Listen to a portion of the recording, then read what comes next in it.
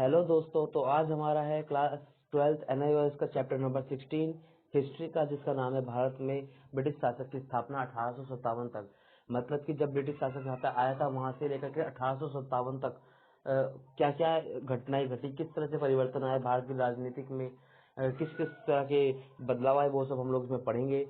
तो सबसे पहले इसमें है 16.1 चैप्टर, जो कि एशिया के साथ यूरोपीय पूर्व व्यापार का नया चरण। मतलब कि क्या हुआ था, इंडिया की चीजें हमेशा से बाहर जाती थी। मतलब जो व्यापार होता था भारत का, यूरोप में जाता था, यूरोप के साथ हमारे बहुत अच्छे संबंध थे। तो जो बाहर की वस्तुएं होती थी वो यूरोप में बहुत अच्छी कीमतों पे बिकती थी, और जो यूरोप की चीजें यहाँ पे हमारे यहाँ पे आती थी, वस्तु आती थी इंडिया में, उनकी कीमत उतनी नहीं थी। तो इसका मतलब ये था कि हमारी चीजें अच्छी रही होगी, उनसे तभी हमारी वैल्यू ज्यादा थी। तो इंडिया जो था, अपना भारत था, वो शुरू से ही यूरोप के व्यापारियों से ज्यादा समृद्ध था। चाहे वो पैसे में ले लो, चाहे वो सामानों की गुणवत्ता में ले लो। यही वजह थी कि स्टार्टिंग के जो 50 साल ईस्ट इंडिया कंपनी यहाँ पे आई थी, स्टार्टिंग के 50 साल वो सिर्फ अपना बिजनेस चलाना चाहती थी, अपना व्यापार करना चाहती थी, ना कि यहाँ पे राज करना चाहती थी। क्योंकि अब उन्होंने राज करने का क्यों सोचा, क्योंकि 18वीं शताब्दी के बाद जब मुगल वंश का पतन होने लगा, तो कुछ क्षेत्रीय शक्तियां जो छोटी छोटी थी, बंगाल, हैदराबाद, अवध, पंजाब, मराठा, इन जैसी शक्तियों ने कंट्रोल अपने हाथ में ले लिया। पर जिस तरह से मुगल का कंट्रोल था, ये उस तरह से कंट्रोल नहीं कर पाए अपने आप को। और यही यही एक कारण था कि जो अंग्रेज थे यहाँ पर राजनीति में अपना पैर पसारने के लिए सक्षम रहे, कि वो लोगों ने राजनीति में पैर रखना स्टार्ट कर दिया। अब वो लोग अपने क्षेत्र को किस तरह से बढ़ाते थे, उसकी 3 नीतियां थी। पहला था युद्ध एवं विजय, कि वो लोग युद्ध करके विजय करके अपने अंदर क्षेत्र करते थे, एरिया करते थे। सेकंड था सहायक संधि प्रणाली, मतलब जहाँ पे उनको युद्ध में लगता था कि हाँ, यहाँ हमारा ज्यादा लॉस है, तो वहाँ के राजा से संधि कर लेते थे और एक कॉन्ट्रैक्ट साइन कर लेते थे। और थर्ड है विलय की नीति, मतलब कि कोई राजा जब जिसका बेटा बेटा ना हो, मतलब उसका उत्तराधिकारी ना हो, तो उसको, उस राज्य को ये अपने राज्य के अंदर विलय कर लेते थे, मिला लेते थे। उसका कोई भी रीजन दे सकते थे वो, जैसे कि हमारा जो राजा है वो आपका सहायक नहीं है, फलाना ढिमकाना, जो भी उनको अच्छा लगे। अब जो सेकंड है वो है दक्षिण भारत में आंग्ल फ्रांसीसी संघर्ष। मतलब कि क्या, जब इंडिया में आई थी तो 2 ही विदेशी कंपनियां थी, अकेली ईस्ट इंडिया कंपनी थी, एक फ्रांसीसी कंपनी भी थी। तो इन दो, फ्रांस और इंग्लैंड दोनों की कंपनियां जो थी, इन दोनों में हमेशा हमेशा से टकराव रहा था। भाई दोनों कंपनियां यहाँ पर अपना व्यापार चलाने के लिए आई है, तो दोनों में सीधी सी बात है, कंपटीशन रहेगा ही। उस वजह से इनमें काफी युद्ध होता था। और कर्नाटकों के युद्ध के बारे में इसमें बताया गया है कि 3 युद्ध हुए थे कर्नाटक में, जिसमें कि जो तीसरा युद्ध हुआ था उसका नाम था वांडीवाश। जो कि वांडीवाश के युद्ध में ऐसा हुआ था कि अंग्रेजों ने उसको हरा दिया था अच्छी तरह। फ्रांस की जो सेना थी, जो उनकी कंपनी थी, व्यापारी थे, उनको हरा दिया था वांडीवाश में। और उनको एक संधि करी गई उनके द्वारा, जिसका नाम है पेरिस संधि। संधि में क्या करा था कि फ्रांस की जो संपत्ति थी, जो इन्होंने अंग्रेजों ने ले ली थी उस युद्ध में, वो उन्हें वापस दे दी गई। और उसके बदले में उन्होंने अपने पूरा अपना बिजनेस, अपने पैर पसार लिए राजनीति में। और जो पांडिचेरी थी वो उसके डायरेक्ट कंट्रोल में आ गया अंग्रेजों के। जो पांडिचेरी एरिया था वो उसके डायरेक्ट कंट्रोल में था, कि उसमें उसे किसी भारत के राजा वाजा से उसे कुछ वो नहीं था, उनके डायरेक्ट कंट्रोल में आ गया था। अब इसके बाद है 16.3 बंगाल पर अंग्रेजों का अधिकार, प्लासी से बक्सर तक। मतलब कि देखो, जब अंग्रेज यहाँ पर आए थे तो सबसे पहले कहाँ पे आए थे, तो बंगाल में आए थे। बंगाल में प्लासी का युद्ध हुआ था। तो हुआ क्या, देखो सीधी सी बात, 1757, ये 100 साल पुरानी बात है। 1857 में जब हमारा पहला स्वतंत्रता संग्राम लड़ाया गया था, स्वतंत्रता की लड़ाई लड़ी गई थी, उसमें ठीक 100 साल पहले की बात है ये। कि उससे पहले ये लोग अंग्रेज कभी राजनीति में पैर नहीं फंसा रहे थे, लेकिन 1757 में कुछ ऐसी घटनाएं घटी जिसके कारण इन लोगों ने राजनीति में अपने पैर फंसा रहे। जैसे कि सबसे पहली बात है, जो बंगाल के कुछ सुल्तान आए थे, जिनमें से 3 सुल्तानों का नाम इसमें दिया गया है, सिराजुद्दौला, मीर जफर और मीर कासिम। ये तीनों आए, इन्होंने कंट्रोल किया, लेकिन ये लोग उतने सक्षम नहीं रहे। और इनकी दुर्बलता के कारण, मतलब इनके कमजोर होने के कारण, जो कंट्रोल था वो इनके हाथ से छीनकर अंग्रेजों के हाथ में चला गया। मतलब पूरा कंट्रोल जो था, पूरा राज्य जो था, वो अंग्रेजों ने अपने अंदर हासिल कर लिया था। अब ऐसा क्या हुआ होगा कि मतलब एकदम से अंग्रेज जो यहाँ पे बिजनेस करने आए थे, उन्होंने इनसे कंट्रोल छीन लिया। एक मुगल बादशाह थे फारूक खसियार, जो कि उन्होंने एक रूल लगा दिया था, एक नियम दे दिया था, विशेष अधिकार दिया था के जो अंग्रेज हैं, ये ईस्ट इंडिया कंपनी है, ये जितना भी आयात निर्यात करे उन्हें सिर्फ हर महीने 3,000 रुपये टैक्स के रूप में दे और बाकी वो अपने पास रख ले। अब इस बात का क्या हुआ, इन अंग्रेजों ने गलत फायदा उठा लिया, मतलब कि बहुत ज्यादा अपना प्रॉफिट करने लगे, साथ ही साथ में जो ऐसा काम करने लगे जिससे कि जो वहाँ के नवाब थे उनको चुनौती मिलने लगे। जैसे कि उनमें कुछ काम थे कि कलकत्ते के आसपास दुर्ग का निर्माण करा लिया उन्होंने, नवाब के अधिकारों को चुनौती दी कि जहाँ जहाँ कंट्रोल नवाब का है वहां पर वो अपना कंट्रोल करने की कोशिश करने लगे।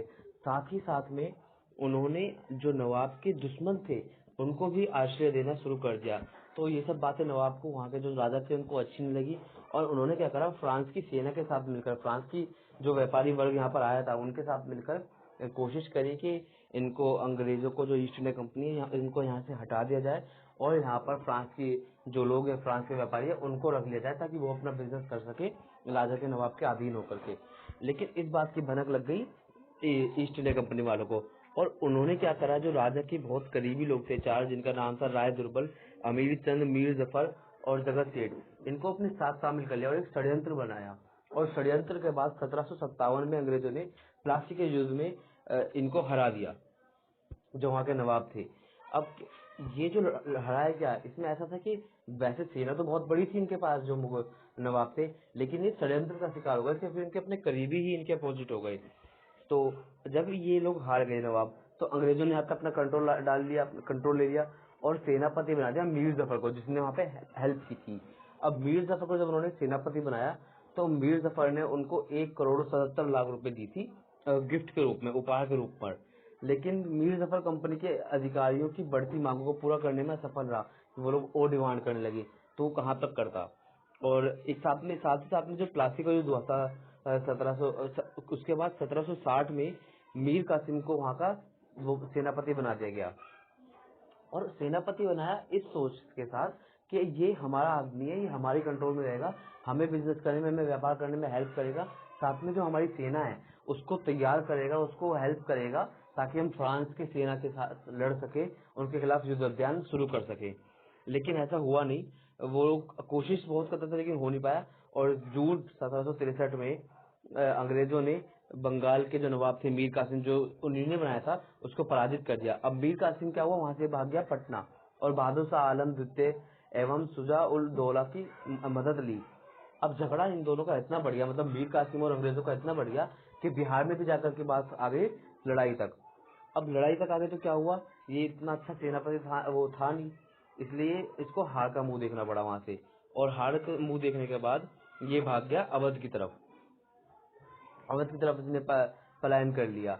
अब क्या हुआ, 22 अक्टूबर 1764 में जब पटना में बक्सर का युद्ध हुआ, तो बक्सर के युद्ध के बाद अंग्रेज जीत चुके थे और उन्हें पूरा वो हो गया था भरोसा कि हम लोग अब किसी को भी जीत सकते हैं।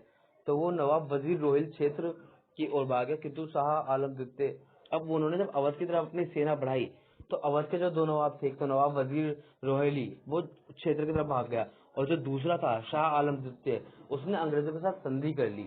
अब ये संधि हुई पहली अवध की, दूसरी पे इलाहाबाद में संधि करी इन्होंने अंग्रेजों ने, जिसके तहत उसने जो वहाँ के नवाब थे उनसे 50 लाख रुपए जुर्माने के भुगतान के रूप में मांगे ताकि जो उनका युद्ध में खर्चा हुआ है वो उन्हें देते और बदले में जो अंग्रेजों ने उनका क्षेत्र कब्जा किया है वो सब वापस देंगे। देखो ऐसा होता था कि अंग्रेजों ये बड़े चालू थे, इन्हें देख लेते थे कि भाई ये राजा हमारे कंट्रोल में नहीं आने वाला जल्दी से और इससे हम लड़ेंगे तो हमारा समय और पैसा दोनों खराब होगा, तो वहाँ पे संधि कर लेते थे कि भैया राजा जी आप हमें इतना जो पैसे दे दो, आप अपना कंट्रोल रखो।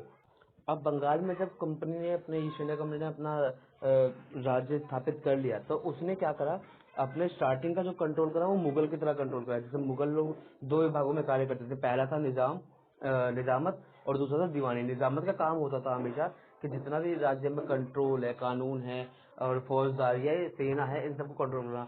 दूसरा जो दीवान था उसका काम ये था कि जितना भी टैक्स रहेगा राज्य में, जितना भी कर वसूल करना होगा वो ला करके और सरकार को दे देगा, मतलब मुगलों को दे देगा। उसी काम पे इन लोगों ने काम किया कि, लेकिन हुआ क्या कि इलाहाबाद की संधि के बाद ईस्ट इंडिया कंपनी ने बंगाल को अपना दीवान बना लिया गया, मतलब कि वो खुद दीवान बन सकती थी वहां की, मतलब खुद ही अपना पूरा राजा वाजा बन सकती थी, लेकिन उसने मना कर दिया। उसने क्या करा, उसने एक राजा रख दिया गया वहाँ पे जिसका नाम मैं अभी आपको बताता हूँ, मोहम्मद रजा खां, और उसको दोनों काम सौंप दिए गए, मतलब कि उसको ये काम सौंप दिया गया कि वो दीवान भी रहेगा और वो निजाम भी रहेगा। मतलब वो दीवान बन के पूरे राज्य से टैक्स कलेक्ट करेगा और ईस्ट इंडिया कंपनी को देगा। साथ साथ में वो नजीम बन करके पूरे राज्य को कंट्रोल भी करेगा। तो मतलब वो राजा ऐसा हो गया कि उसके पास कोई पावर नहीं है, वो है उसका ही आदमी। एक टाइप से वो उसके लिए काम कर रहा है, उसके लिए टैक्स कलेक्ट करके आ रहा है। उसको व्यापार में कोई बाधा नहीं आएगा, उसको बिजनेस में कोई काम नहीं आएगा, मतलब बिजनेस में कोई रोक टोक नहीं कर सकता। मतलब बिना शक्तियों वाला राजा, जो कि सिर्फ एक नाम मात्र के लिए राजा है। तो इसी व्यवस्था को कहते थे दोहरी प्रणाली, शासन की दोहरी प्रणाली। मतलब कि अंग्रेज के पास पूरा कंट्रोल रहेगा, पूरी सब जाएगा, लेकिन अगर कुछ ऊंच नीच हो जाए, कुछ काम खराब हो जाए, तो उसका जो दोष होगा वो सीधा से सीधा राजा पर जाएगा, जिसको इन्होंने नियुक्त किया हुआ है। इस वजह से ये लोग पैसा भी जाता था इनके पास बिना किसी खर्चे के। तो दोस्तों ये पहला पार्ट था इस वीडियो का। ये वीडियो जो है थोड़ी लंबी हो जाती है, इस वजह से मैंने दूसरे पार्ट में इसको डिवाइड कर दिया है। तो अगली वीडियो में ये चैप्टर पूरा कंप्लीट हो जाएगा। इसके अलावा अगर आपको कोई भी डाउट हो तो आप कमेंट सेक्शन में लिख करके पूछ सकते हैं मुझसे।